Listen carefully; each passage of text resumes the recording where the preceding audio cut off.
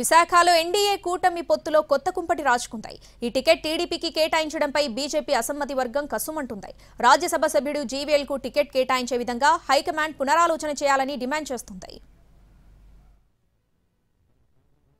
NDA కూటమిలో Visakha MP సీటుపై పీటముడి పడినట్లు కనిపిస్తోంది. పొత్తులో భాగంగా విశాఖ నుంచి టీడీపీ పోటీ చేయడంపై బీజేపీ అసమ్మతి వర్గం భగ్గుమంటోంది.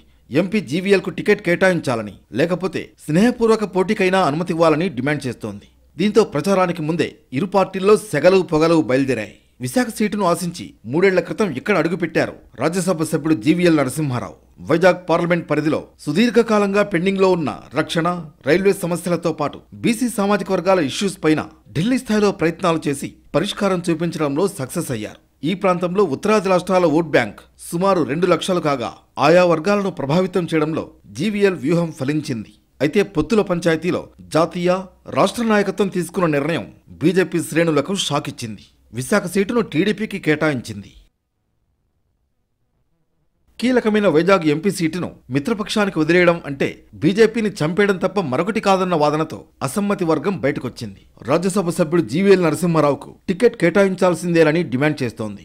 అనుబంధ సంఘాలన్నీ ముక్త కంఠంతో జీవీఎల్ కు టికెట్ కేటాయించాలని తీర్మానం చేయడంతో పాటు ఢిల్లీ పెద్దల్ని కలిసేందుకు సిద్ధమయ్యాయి. ఈ నెల 10 వరకు మార్పులు చేర్పులకు అవకాశాలు ఉన్నాయనే సంకేతాలతో జీవీఎల్ నాయకత్వాన్ని కోరుకుంటున్న వర్గం బయటకు వచ్చిందనే ప్రచారం జరుగుతోంది. విశాఖపట్నం జిల్లాలో గత 3 ఏళ్లుగా గౌరవ రాష్ట్ర ఎంపీ శ్రీ జీవీఎల్ నరసింహారావు గారు ఇక్కడే సొంత ఇల్లు తీసుకొని కుటుంబ సమేతంగా ఉంటూ రోజుకి 18 గంటలు ప్రజల మధ్యలో ఉంటూ ప్రజా సమస్యలను రాష్ట్రంలోనూ కేంద్రంలోనూ పెద్దల దృష్టికి తీసుకెళ్లి పరిష్కరిస్తున్నారు. పార్లమెంట్లో మాట్లాడి అన్ని సమస్యలు పరిష్కరించి ప్రజలందరికీ చేరువయ్యారు. అటువంటి ప్రజానాయకుడు ఆయన. భారతీయ జనతా పార్టీ నాయకులు ఆయన 30 సంవత్సరాల నుంచి బీజేపీలో ఉన్నారు. అటువంటి కష్టపడిన నాయకుడికే సీట్లు లేకపోతే బీజేపీలో మరి మాలాంటి కార్యకర్తల పరిస్థితి ఏంటని అందరూ కూడా చాలా బాధపడుతున్నారు. చాలామంది ఏడుస్తున్నారు. అధిష్టానం నిర్ణయం వెలువడిన తర్వాత ఉమ్మడి అభ్యర్థి భరత్ విజయానికి కృషి చేయడం తప్ప మరో ఆలోచనే ఉండడానికి ఆస్కారం లేదంటున్నారు ఆ పార్టీ నియోజకవర్గ అధ్యక్షుడు రవీంద్ర. ఈ గత 4 సంవత్సరాలు కూడా విపరీతంగా వర్క్ చేసి కార్యకర్తలను పెంచుకున్నాం.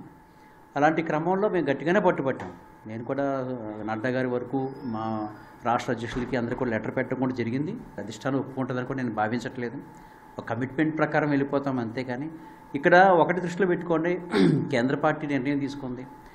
ఎన్డీఏలో 400+ కావాలని చెప్పి అక్కడ ఉంది కాబట్టి అది సైకిల్ పోటీ చేసినా, కమలం గుర్తు పోటీ చేసినా సరే గెలిపించాల్సిన రెస్పాన్సిబిలిటీ కార్యకర్తది.